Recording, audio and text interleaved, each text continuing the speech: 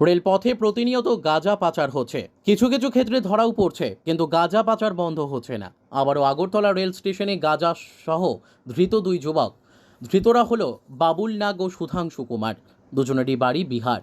বৃহস্পতিবার রাতে পুলিশের চোখে ফাঁকি দিয়ে আগরতলা রেল স্টেশন দিয়ে গাঁজা পাচার করতে গিয়ে লক্ষাধিক টাকার গাঁজা সহ আটক করা হয় তাদের।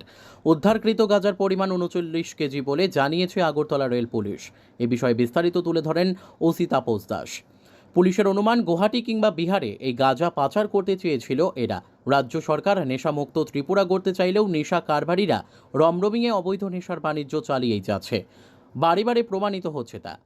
হ্যাঁ, আমরা অন্যান্য দিনের মতো কালকেও আমাদের সন্ধ্যার দিকে একটা খবর ছিল যে আ ২ জন লোক পিট্টু ব্যাগ এবং ক্যারি ব্যাগ করে নিয়ে আসছে।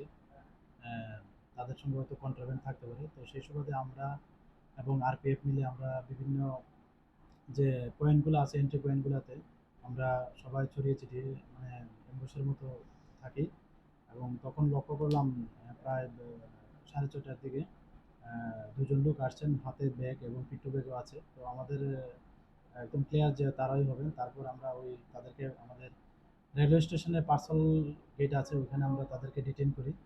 তো ডিটেইন করে প্রিলিমিনারি তারা জানতে পারলাম তারা ২ জনই বিহারের বাসিন্দা। একজন হলো বাবলু কুমার, আরেকজন হলেন সুধাংশু কুমার। ওদের দুজনেই বাড়ি বিহারে।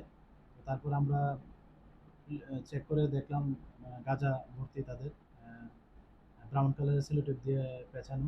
তারপর আমরা যথারীতি এনডিপিএস এ যা রুলস আছে আমাদের সিনিয়র অথরিটিকেও জানাই এবং ওনারাও আসেন। তারপর এটা পার্সেল অফিসে যখন আমাদের গভর্নমেন্ট ইলেকট্রিক মেশিনে মাপজোক করি তখন দেখা গেল টোটাল কোয়ান্টিটি হচ্ছে 39 কেজি, যার বাজার মূল্য এখন প্রায় ৫,০০০ করে হলে হয় প্রায় ১,৯৫,০০০-এর মতো।